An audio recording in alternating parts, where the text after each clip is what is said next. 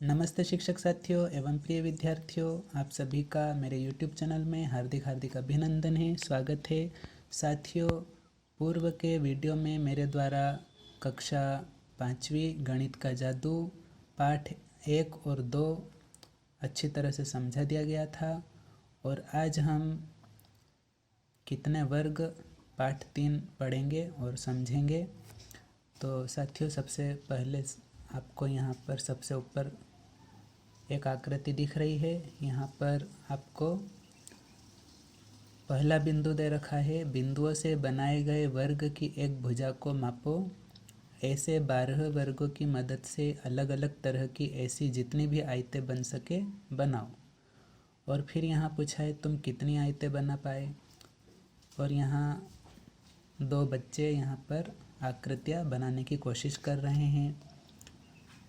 तो आइए समझते हैं कि इसे किस प्रकार से हल करना है। कितनी आयतें बना पाए, इसका जवाब हम किस प्रकार से देंगे। तो साथियों, हमारे पास ऊपर एक वर्ग है, एक एक वर्ग से हमें आयत का निर्माण करना है और कुल 12 वर्ग है हमारे पास। एक एक वर्ग पास पास में रखकर हमें किस प्रकार से आकृतियाँ बनाना है आयत की और कितने आयत हम बना पाएंगे ये हम जानते हैं। तो साथियों, हमारे पास 12 वर्ग है कुल इस प्रकार से। और यहाँ हम जानते हैं कि यहाँ पर जैसे कि एक वर्ग है तो एक वर्ग से तो आयत बनेगा नहीं। एक एक वर्ग यदि हम पास पास में रखते हैं तो एक आयत, ये पूरा बड़ा आयत बना। इसी की आकृति हम इस प्रकार से बना सकते हैं, खड़ी। तो 1 2, उसके बाद 2 2 वर्ग यदि हम इस प्रकार से रखें तो इस प्रकार से एक आयत बनाया जा सकता है। इसे खड़ा देखा जाए तो इस प्रकार से बनेगा। तो ये 1 2 3 और ये 4। और यदि हम 3 3 वर्ग लेते हैं तो इस प्रकार से हमें आयत बना लेना है बड़ा। और इसी को यदि हम आड़ा करें तो इस प्रकार से आकृति बनेगी। तो इस प्रकार से साथियों हम देखते हैं कि हम कुल 6 आयत बना पाए। लिखा है तुम कितने आयतें बना पाए, तो हमें रिक्त स्थान में यहाँ पर 6 लिख देना है। इसके बाद है हर आयत 12 बराबर वर्गों से बनी है, इसलिए इन सबका क्षेत्रफल समान है लेकिन इनके घेरों की लंबाई अलग अलग है। इसका क्षेत्रफल हमें निकाल कर देखना है। तो इसमें 1 गुणित 12 रहेगा या 12 गुणित 1। तो 12 एकम 12 आयत का क्षेत्रफल होता है लंबाई गुणित चौड़ाई। अब यहाँ पर हम देख रहे हैं, यहाँ पर ऊपर है सभी 1 1 सेंटीमीटर के हैं ये। तो ऊपर की जो ये हो गई लंबाई और ये हो गई चौड़ाई। ऊपर और नीचे की हो गई लंबाई और आमने सामने की हो गई चौड़ाई। तो आयत का क्षेत्रफल होता है लंबाई गुणित चौड़ाई। तो ऊपर ये 6 और ये गुणित 2, इसका भी क्षेत्रफल हम 12 देख रहे हैं। तो क्षेत्रफल तो लगभग सभी का एक समान है। यहाँ पूछा है परिमाप। क्षेत्रफल अर्थात जो घेरने का स्थान है वो। तो घेरने का स्थान तो यूँ तो अलग अलग दिख रहा है, लेकिन यदि हम इसकी माप करें तो क्षेत्रफल एक समान होगा। हमें अभी परिमाप के बारे में पूछा गया है, तो किसका परिमाप हमें सबसे कम दिखाई दे रहा है और किसका परिमाप सबसे छोटा दिख रहा है, ये हमें पता करना है। तो यहाँ पर हम देखें इस आकृति में ये आयत की परिमाप यदि हम इसमें देखें तो ऊपर की जो लंबाई है 12 और फिर इधर 1, फिर 12 और 1। तो 12 12 24 25 26, इसकी हो गई 26, इसकी भी हो गई 26। और इसकी परिमाप देखें तो यहाँ पर ऊपर हो गए 6 वर्ग अर्थात 6 सेंटीमीटर और खड़े देखें दोनों तरफ तो 2-2 सेंटीमीटर। तो यहाँ पर 6 और 2 8 और 2 10 और 6 16। यहाँ पर 16 होता है परिमाप इसका। इसी प्रकार इसका भी 16 बनेगा। और यहाँ पर तीसरी जो आकृति है आयत की, यहाँ पर हम इसका परिमाप देखेंगे तो यहाँ पर ऊपर और नीचे की जो लंबाई है वो 3-3 वर्गों से है। तो ये 3-3 6 और इधर से हम 4-4 गिनते हैं तो 4 और 4 8, 8 और 3 11, 11 और 3 14। तो इधर 14 बनती है। तो परिमाप हमें अलग अलग मिलता है। अब साथियों आप यहाँ पर इनका परिमाप गिनकर बताने की कोशिश करिए। कमेंट बॉक्स में कमेंट करिए कि किसका परिमाप आपको सबसे कम दिख रहा है और किसका परिमाप सबसे ज़्यादा दिख रहा है। अब यहाँ पर पेज नंबर 35 पर आते हैं हम। तो यहाँ पर सबसे ऊपर हमें एक ग्राफ दिखाई दे रहा है और यहाँ पर अलग अलग डाक टिकट चिपकी हुई है और वे अलग अलग वर्गों को ढक रही है। तो कितने वर्गों को डाक टिकट घेर रहा है वो हमें गिन गिन कर बताना है। तो यहाँ पर क रिक्त स्थान में हमें 18 लिखना है। डाक टिकट ए के बारे में पूछा गया है, 1 सेंटीमीटर भुजा वाले कितने वर्गों को ढकता है, तो यहाँ पर हम 18 लिखेंगे। इसी प्रकार डाक टिकट बी क में ही दूसरे रिक्त स्थान में हम 8 लिखेंगे। इसके बाद ख में किस डाक टिकट का क्षेत्रफल सबसे ज़्यादा है, तो सबसे बड़ा डाक टिकट ए है तो उसका क्षेत्रफल हमें सबसे ज़्यादा दिखाई देगा। इसी के बाद इसका अगला रिक्त स्थान है ख में। यह डाक टिकट 1 सेंटीमीटर भुजा वाले कितने वर्गों को ढकता है, तो ए डाक टिकट 18 वर्गों को ढक रहा है, इसलिए हम यहाँ पर 18 लिखेंगे। और इसी के अगले रिक्त स्थान में इसी का क्षेत्रफल पूछा है, तो जितने वर्गों को ये ढक रहा है वही उसका क्षेत्रफल हुआ। तो हमें वर्ग सेंटीमीटर में लिखना है। चूँकि वर्ग सेंटीमीटर लिखा हुआ है इसलिए केवल हम 18 लिखेंगे। इसके बाद ग के रिक्त स्थान में पूछा गया है कौन से 2 डाक टिकटों का क्षेत्रफल एक जैसा है। तो यहाँ पर हमने सभी गिन गिन कर ऊपर लिख दिए। चाहे तो आप इसका स्क्रीनशॉट ले सकते हैं और इसे अपने नोटबुक में नोट कर सकते हैं। और यहाँ पर आप देखते हैं कि डी और एफ इन दोनों का जो क्षेत्रफल है या ये एक समान वर्गों को ढक रहे हैं। दोनों डी और एफ डाक टिकट 12-12 वर्गों को ढक रहे हैं, इसलिए इनका दोनों का क्षेत्रफल जो है वह 12 वर्ग सेंटीमीटर होगा। तो यहाँ पर ग में हमें लिखना है, ग के पहले रिक्त स्थान में डी व एफ एक जैसा क्षेत्रफल है।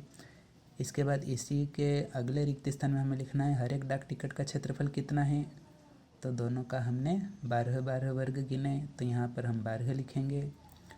इसके बाद घ में पूछा है सबसे छोटे डाक टिकट का क्षेत्रफल रिक्त स्थान वर्ग सेंटीमीटर है, तो सबसे छोटा हमें ई डाक टिकट दिख रहा है, तो इसलिए हम यहाँ पर 4 वर्ग सेंटीमीटर लिखेंगे क्योंकि यह 4 वर्गों को ढक रहा है। इसी के अगले रिक्त स्थान में पूछा है सबसे अंतिम रिक्त स्थान में सबसे छोटे डाक टिकट और सबसे बड़े डाक टिकट के क्षेत्रफल का अंतर। तो सबसे बड़ा डाक टिकट है हमारा ए और सबसे छोटा है ई। सबसे बड़े डाक टिकट ए का जो क्षेत्रफल है वह है 18 और सबसे छोटे का क्षेत्रफल है वह है 4। तो 18 में से हम 4 घटाकर लिख देंगे तो ये आएगा 14 वर्ग सेंटीमीटर लिखा हुआ है, इसलिए हम केवल 14 लिखेंगे। तो इस प्रकार से साथियों ये था पेज नंबर 35 और इसमें सारे रिक्त स्थान आप लिख दीजिए। और आप इस प्रक्रिया को ग्राफ पेपर में भी हल करके देखिए, अलग अलग आकृति रख के देखिए, उनका क्षेत्रफल निकाल कर देखिए वह कितने कितने वर्गों को ढक रहा है। आकृति आप आयत और वर्ग की ले तो अच्छा रहेगा, तो इससे इस पेज का अध्ययन पूरा हो जाएगा। इसके बाद है पेज नंबर 36। पेज नंबर 36 में लिखा है सबसे ऊपर अंदाज़ा लगाओ। इसके क में पूछा गया है किसका क्षेत्रफल ज़्यादा है, तुम्हारे पैरों की छाप का या इस किताब के पन्ने का। तो जो किताब का पन्ना होता है वह बड़ा होता है और हमारा पैर छोटा होता है। हमारा पैर जो नीचे के पंजे हैं वो छोटे होंगे। तो किताब के पन्ने का क्षेत्रफल ज़्यादा है। इस अंदाज़ा लगाओ के क का उत्तर हमें लिखना है किताब के पन्ने का क्षेत्रफल ज़्यादा है। ख में पूछा गया है किसका क्षेत्रफल कम है, 2 5 रुपये के नोट एक साथ या 100 रुपये का एक नोट। तो इसमें हमें 2 5 रुपये के नोट पास पास में रख देना है और उससे थोड़ी सी दूर पर 100 रुपये का एक नोट रख देना है और उसमें देखना है कि कौन ज़्यादा जगह घेर रहा है और कौन कम जगह घेर रहा है। जो कम जगह घेर रहा है उसका क्षेत्रफल कम होगा। तो 100 रुपये का एक नोट यदि देखा जाए तो वह कम जगह घेरेगा, जबकि 2 5 रुपये के नोट हम यदि एक साथ रखेंगे तो वह 100 रुपये के नोट की अपेक्षा ज़्यादा जगह घेरेगा। अतः इसका उत्तर ख में हम लिखेंगे 100 रुपये का एक नोट का क्षेत्रफल कम है। इसके बाद ग में पूछा है साथियों 10 रुपये के नोट को ध्यान से देखो, क्या इसका क्षेत्रफल 100 वर्ग सेंटीमीटर से ज़्यादा है। तो 10 रुपये के नोट को हम देखेंगे और उसे देखने पर हम उसका क्षेत्रफल निकालेंगे तो वह 100 वर्ग सेंटीमीटर से ज़्यादा नहीं आएगा, 100 वर्ग सेंटीमीटर से कम ही आएगा। उसमें हम आयत कितने आयतों को ढक रहा है वह देखेंगे, लंबाई में और चौड़ाई में, और उन सभी वर्गों को हम देखेंगे तो वर्गों की संख्या कम होगी। जितने वर्गों को ढक रहा है वह 100 से कम होंगे, इसलिए हम ग का उत्तर लिखेंगे नहीं। घ में पूछा है साथियों क्या नीली आकृति का क्षेत्रफल पीली आकृति के क्षेत्रफल से ज़्यादा है, क्यों। तो जो घ का जो प्रश्न पूछा गया है इसमें 2 आकृतियाँ हम देख सकते हैं, एक पीले रंग में है और एक नीले रंग में है, और दोनों में हम देख रहे हैं कि ये पहली जो आकृति पीली वाली जो आकृति है वह 2 त्रिभुजों से मिलकर बनी है और दूसरी आकृति भी 2 त्रिभुजों से मिलकर बनी है। तो इसमें हमें पूछा है क्या नीली आकृति का क्षेत्रफल पीली आकृति के क्षेत्रफल से ज़्यादा है। तो इसका उत्तर हम लिखेंगे नहीं। नीली आकृति का क्षेत्रफल पीली आकृति के क्षेत्रफल के समान है, क्योंकि दोनों आकृतियाँ समान आकृति के 2 त्रिभुजों से बनी हैं। इसके बाद इसी का अंग प्रश्न पूछा गया है क्या पीली आकृति का परिमाप नीली आकृति के परिमाप से ज़्यादा है, क्यों। तो अभी हमें घ में क्षेत्रफल के बारे में पूछा था दोनों आकृतियों का, और अब जो 5वां है उसमें हमें परिमाप पूछा है। तो इसमें हमें इस प्रकार से उत्तर लिखना है क्या पीली आकृति का परिमाप नीली आकृति के परिमाप से ज़्यादा है और क्यों। तो यहाँ पर हम लिखेंगे नहीं, पीली आकृति का परिमाप नीली आकृति के परिमाप से कम है, क्योंकि नीली आकृति की प्रत्येक भुजा की लंबाई पीली आकृति की भुजाओं की लंबाइयों से ज़्यादा है। अब इसके बाद साथियों हम नीचे चलते हैं। यहाँ पर लिखा है मेरा हाथ कितना बड़ा। अपनी हथेली को अगले पृष्ठ पर चौकोर खानों पर दिखाओ। यहाँ पर जो अगले पृष्ठ में हमें इस प्रकार का जो ग्राफ दिखाई दे रहा है, यहाँ पर हमें अपनी हथेली रखना है और उसी का क्षेत्रफल निकालना है। अभी हम वर्ग और आयत रखते आ रहे थे, अब हमें कुछ अलग आकृति रखना है, जैसे कि हमारे हाथ का पंजा यहाँ पर हम रख कर देखेंगे तो उसका क्षेत्रफल निकालना थोड़ा मुश्किल होगा। तो उसके लिए साथियों हम क्या करेंगे, हम हथेलियों को यहाँ पर रखेंगे, एक हाथ की हथेली को रखना है और यहाँ पर उसकी बाउंड्री पेंसिल से बना देना है। और फिर यहाँ पर कितने कितने वर्गों को वह ढक रहा है वो हमें देखना है। पूरे पूरे वर्ग हमें गिन लेना है पहले तो, और जो आधे से ज़्यादा है उसे भी हम गिनेंगे, और जो आधे से कम है उसे 2 वर्ग मिलाकर 1 गिनेंगे। तो इस प्रकार से भी हम क्षेत्रफल निकाल सकते हैं। तो ये हम करके देखेंगे और आप भी अपने ग्राफ पेपर में करके देखेंगे। यदि ग्राफ पेपर बाज़ार में नहीं मिलता है तो हम जो चौकोर खन वाली कापी आती है उसमें भी हम हाथ की हथेली रखकर उसकी बाउंड्री बनाकर कितने वर्गों को ढक रही है आकृति, उस वर्ग की आकृति को गिनकर भी हम क्षेत्रफल निकाल सकते हैं। तो यहाँ लिखा है, तुम यह कैसे मालूम करोगे कि किसकी हथेली बड़ी है, तुम्हारी या तुम्हारे दोस्त की? तुम्हारी हथेली का क्षेत्रफल कितना है और तुम्हारे दोस्त की हथेली का क्षेत्रफल कितना है? तो साथियों ये भी पहले आप करके देखेंगे। और यहाँ पर ग्राफ पेपर में आप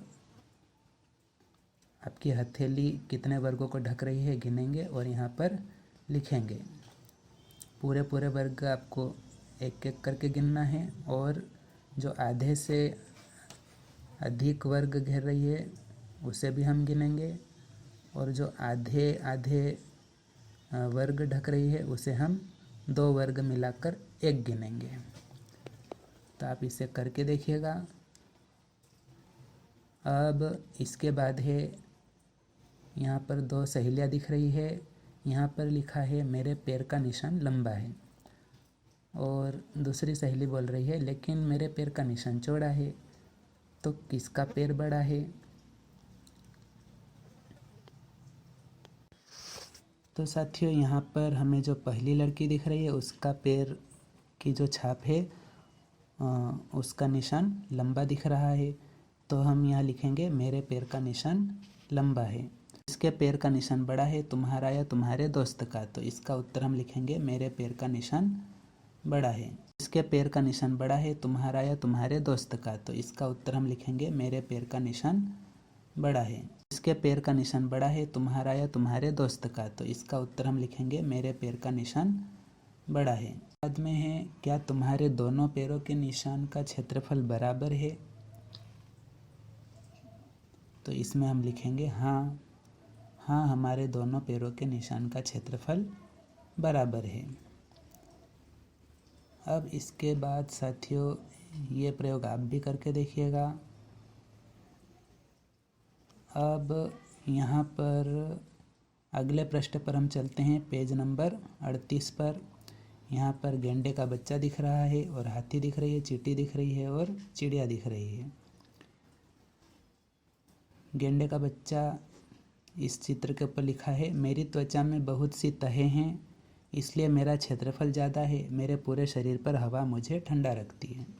हाथी सोच रहा है मेरे पैर का निशान का क्षेत्रफल कितना है, और चींटी सोच रही है मेरे पैर का निशान का क्षेत्रफल कितना है। सभी अपने अपने पैरों के निशान के क्षेत्रफल के बारे में सोच रहे हैं। तो इसमें हम देख सकते हैं कि जो सबसे छोटा जानवर है वो है चींटी। तो चींटी के क्षेत्रफल का निशान सबसे कम होगा, और उससे बड़ा चिड़िया का होगा, उससे बड़ा गेंडे के बच्चे का होगा, और सबसे बड़ा जो जानवर के पैर के निशान का क्षेत्रफल है वो सबसे बड़ा होगा हाथी का। अब अगला पूछा है यहाँ पर, अंदाज़ा लगाओ किस जानवर के पैर का निशान का क्षेत्रफल तुम्हारे पैर के निशान के क्षेत्रफल के बराबर होगा। तो हमारा पैर ये गेंडे के बच्चे के पैर के बराबर हो सकता है। तो ये हमने अंदाज़ा लगाया। इसके बाद कुछ जानवरों के पैरों के निशान असली नाप में नीचे दिए गए हैं, उनके पैरों के निशान के क्षेत्रफल का अंदाज़ा लगाओ। तो ये मुर्गी के पैर के निशान की छाप दे रखी है। मुर्गी के पैर की छाप है, यहाँ पर हमें वर्गों को गिनना है। तो ये भी हम करके देखेंगे। और यहाँ पर कुत्ते के पैरों के निशान भी गिनकर देखे जा रहे हैं। तो ये हमें ग्राफ पेपर की मदद से हल करके देखना है। बाद में है, क्या तुम्हारे दोनों पैरों के निशान का क्षेत्रफल बराबर है?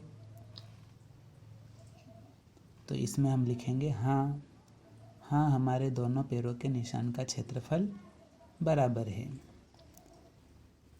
अब इसके बाद साथियों, ये प्रयोग आप भी करके देखिएगा। अब यहाँ पर अगले पृष्ठ पर हम चलते हैं, पेज नंबर 38 पर। यहाँ पर गेंडे का बच्चा दिख रहा है और हाथी दिख रही है, चींटी दिख रही है और चिड़िया दिख रही है। गेंडे का बच्चा इस चित्र के ऊपर लिखा है, मेरी त्वचा में बहुत सी तहें हैं, इसलिए मेरा क्षेत्रफल ज़्यादा है, मेरे पूरे शरीर पर हवा मुझे ठंडा रखती है। हाथी सोच रहा है, मेरे पैर का निशान का क्षेत्रफल कितना है? और चींटी सोच रही है, मेरे पैर का निशान का क्षेत्रफल कितना है? सभी अपने अपने पैरों के निशान के क्षेत्रफल के बारे में सोच रहे हैं। तो इसमें हम देख सकते हैं कि जो सबसे छोटा जानवर है वो है चींटी। तो चींटी के क्षेत्रफल का निशान सबसे कम होगा और उससे बड़ा चिड़िया का होगा, उससे बड़ा गेंडे के बच्चे का होगा और सबसे बड़ा जो जानवर के पैर के निशान का क्षेत्रफल है वो सबसे बड़ा होगा हाथी का। अब अगला पूछा है यहाँ पर, अंदाज़ा लगाओ किस जानवर के पैर का निशान का क्षेत्रफल तुम्हारे पैर के निशान के क्षेत्रफल के बराबर होगा। तो हमारा पैर ये गेंडे के बच्चे के पैर के बराबर हो सकता है। तो ये हमने अंदाज़ा लगाया। इसके बाद कुछ जानवरों के पैरों के निशान असली नाप में नीचे दिए गए हैं, उनके पैरों के निशान के क्षेत्रफल का अंदाज़ा लगाओ। तो ये मुर्गी के पैर के निशान की छाप दे रखी है, मुर्गी के पैर की छाप है, यहाँ पर हमें वर्गों को गिनना है। तो ये भी हम करके देखेंगे। और यहाँ पर कुत्ते के पैरों के निशान भी गिनकर देखे जा रहे हैं। तो ये हमें ग्राफ पेपर की मदद से हल करके देखना है।